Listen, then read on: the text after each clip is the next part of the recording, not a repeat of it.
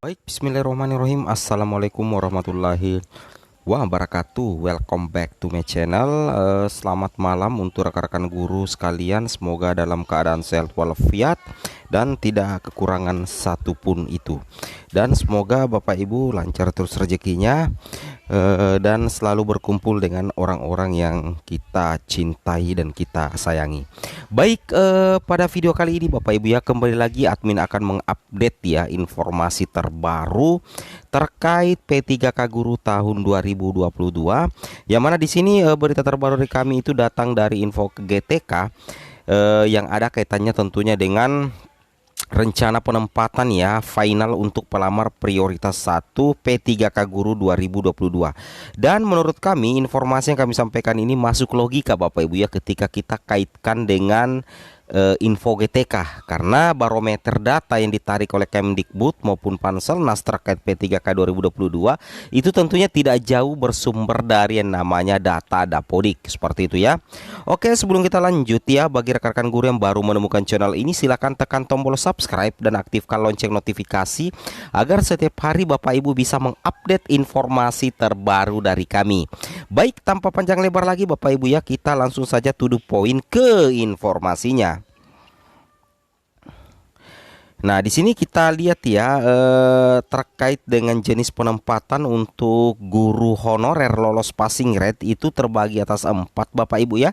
Yang pertama itu adalah penempatan sekolah induk. Nah, tentunya ini menggunakan sistem penguncian formasi.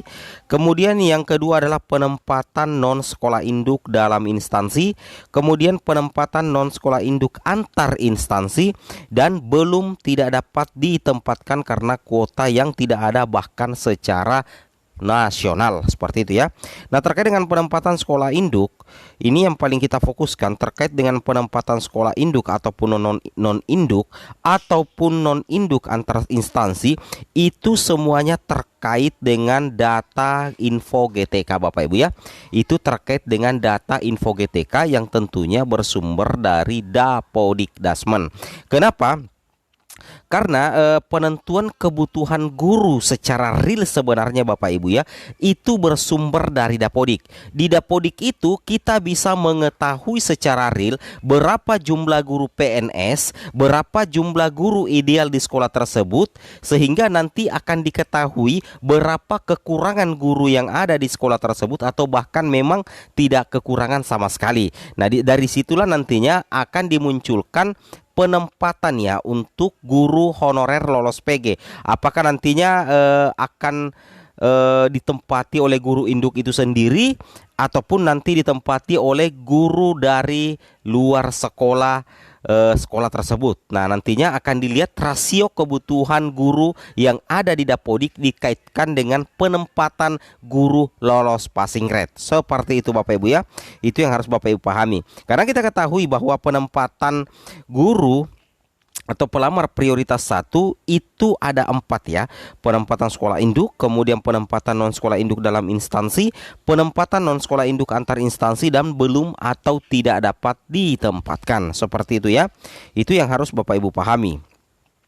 Kemudian kita lanjut membaca dan menganalisis sedikit bahwasanya untuk mengetahui rasio kebutuhan guru, Bapak Ibu bisa langsung buka saja ya di handphone Bapak Ibu, bisa juga ya buka login info GTK. Nah, setelah itu Bapak Ibu silakan klik login langsung ke GTK. Nah, jadi ketika Bapak Ibu sudah klik login langsung ke GTK, nantinya Bapak Ibu itu akan dibawa ya menuju halaman seperti ini, yaitu halaman info GTK Bapak Ibu ya.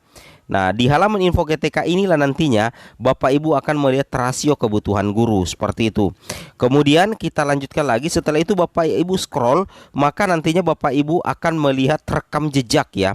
Jadi rekam jejak itu adalah rekam jejak pengabdian Bapak Ibu di sekolah tersebut. Nah, itu tercantum juga di info GTK. Ini wajib Bapak Ibu cek juga ya, terutama bagi pelamar prioritas ya.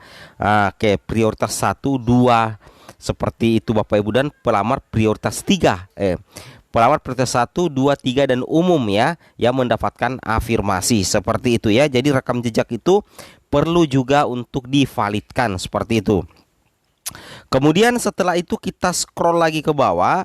nantinya Bapak Ibu akan mendapatkan tampilan seperti ini. Nah, disinilah inti pembahasan kita, bahwasanya rasio kebutuhan guru kelas SD. Ini contoh ya. Nah, jadi di Info GTK ada menu seperti ini Bapak Ibu ya, untuk mengecek rasio kebutuhan guru di sekolah tersebut. Dalam hal ini untuk guru kelas SD. Nah, kalau SMA dicek, SMA juga yang muncul. Seperti itu logikanya Bapak Ibu ya, SMP. Nah, di sini kita bisa lihat bahwa untuk kebutuhan guru kelas SD, jumlah jam sesuai kurikulum, jumlah jam tugas tambahan, total jam tersedia, kita bisa lihat jumlah guru ideal itu 6 ya. Maksudnya ini guru mapel, guru kelas ya. Kelas 1, 2, 3, 4, 5, 6. Nah, jumlah guru ideal adalah 6 kalau di SD, karena ada 6 guru yang akan mengajar di kelas yang berbeda, mulai dari kelas 1, kelas 2, kelas 3, kelas 4, kelas 5, dan kelas 6. Nah, kemudian jumlah guru yang bersertifikat itu ada 3 orang. Jadi 3 orang yang memiliki serdik. Kemudian jumlah guru yang belum bersertifikat itu ada 3 orang. Nah, jumlah lebih kurang itu 0. Jadi di sekolah ini itu gurunya full. Apakah dia adalah guru honorer ataupun bukan guru honorer, seperti itu ya. Misalkan seperti ini. Misalkan, anggaplah guru yang bersertifikat pendidik ini adalah guru ASN semua. Guru ASN semua. Jadi ada 3 guru honorer di sekolah ini Bapak Ibu ya. Nah, kita tidak tahu apakah dia guru lulus PG atau tidak lolos PG. Kalau misalkan dia adalah guru yang sudah lolos passing grade, dan kemudian di sekolah tersebut karena rasio kebutuhannya ini ada guru honorernya, maka secara otomatis diberikan kuota formasi misalkan 3. Diberikan kuota formasi misalkan 3 Bapak Ibu ya. Nah, secara otomatis ketiga guru honorer induk ini akan mengunci ketiga formasi ini sepanjang misalkan linier dengan mapel atau serdik yang dimiliki. Logikanya seperti itu Bapak Ibu ya. Nah, kemudian misalkan ketiga guru induk ini, guru honorer induk ini ternyata tidak passing grade ya. Ternyata tidak passing grade, berarti kan ada 3 kebutuhan misalkan ya, berdasarkan rasio guru yang ada di sekolah tersebut. Berarti ketiga formasi yang ada di sekolah ini itu bisa mengalami perubahan formasi jika ada sekolah dalam satu instansi ada guru induk yang lolos PG tapi tidak ada kuota, nantinya itu akan mengikuti guru induk tersebut, akan mengikuti guru dari sekolah lain yang lolos PG. Maksudnya seperti itu Bapak Ibu ya. Nah, jadi seperti ini ya cara untuk mengecek rasio kebutuhan guru kelas SD. Cuman kelemahan ketika kita menggunakan Info GTK ya untuk mengecek rasio kebutuhan guru, kita tidak mengetahui Bapak Ibu ya, kita tidak mengetahui apakah guru tersebut lulus passing grade atau tidak lulus passing grade ya. Dan kita juga tidak mengetahui apakah guru tersebut adalah guru yang berstatus ASN atau berstatus honorer. Tapi terkait dengan hal itu ada cara lain Bapak Ibu ya untuk mengecek ya. Kalau untuk di rasio kebutuhan di Info GTK ini, itu amannya itu mengecek totalnya berapa guru. Kalau misalkan di sekolah tersebut totalnya adalah 4 orang, berarti sudah dipastikan bahwa ada kekurangan 2 guru Bapak Ibu. Jadi tepat untuk mengecek jumlah guru idealnya kalau di Info GTK. Nah, kalau untuk mengecek jumlah guru non ASN di suatu sekolah, Bapak Ibu bisa menggunakan website Dapodikdasmen juga sih sebenarnya Bapak Ibu ya. Kita ketikkan Dapodikdasmen, kemudian Bapak Ibu silakan pilih progres pengiriman SD nasional ya. Misalnya kalau kita ingin mengecek nasional, maka nantinya akan tampil seperti ini Bapak Ibu ya. Kemudian Bapak Ibu silakan klik saja yang garis mendatar 3. Kemudian di sini Bapak Ibu bisa pilih data pokok. Nah, di sini Bapak Ibu bisa pilih data guru. Nah, jadi nantinya akan ditampilkan data seperti ini Bapak Ibu ya. Nah, misalkan kita pilih daerahnya Bapak Ibu, misalkan ya. Admin pilih sekolah admin sendiri ya. Sulawesi Selatan, kita klik Sulawesi Selatan. Setelah itu kita akan diarahkan ke nama kabupaten ya. Kemudian Bapak Ibu silakan pilih kabupatennya juga. Setelah itu Bapak Ibu pilih kecamatannya.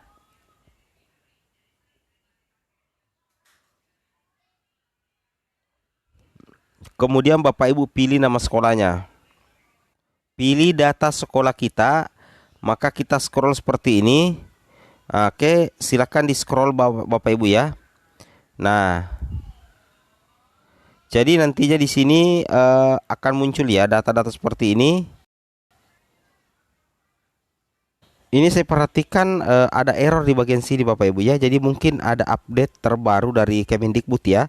Terutama mungkin sekolah yang ada guru P3K-nya. Oke, jadi nanti kita cek kembali ketika sudah stabil server dari Kemendikbud.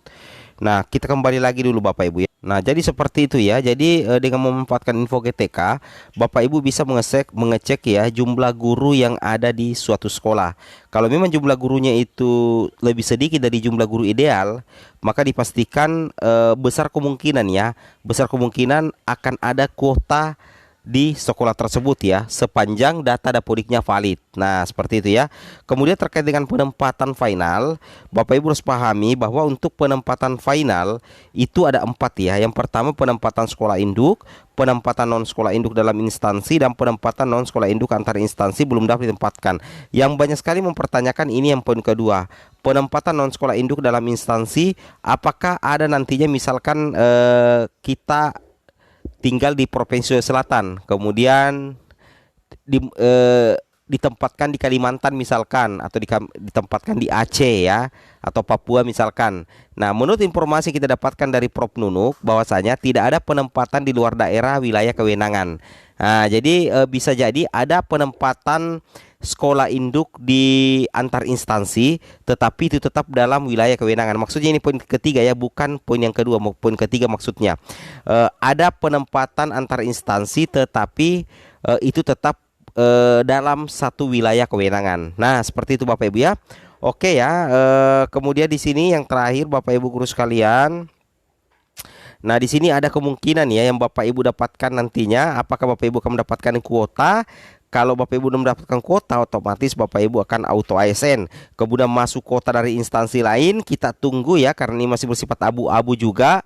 Belum ada konfirmasi juga antar Pemda ya, apakah bersedia atau tidak menerima guru PG dari luar instansi. Jadi kita tidak usah terlalu jauh dulu membahas terkait hal ini, karena memang untuk konfirmasinya saja menurut Kemendikbud itu belum ada Bapak Ibu ya. Baru kesepakatan ya, baru kesepakatan jumlah formasi, belum ada penempatan antar individu. Seperti itu ya. Oke, mungkin cukup sampai di sini informasinya. Assalamualaikum warahmatullahi wabarakatuh.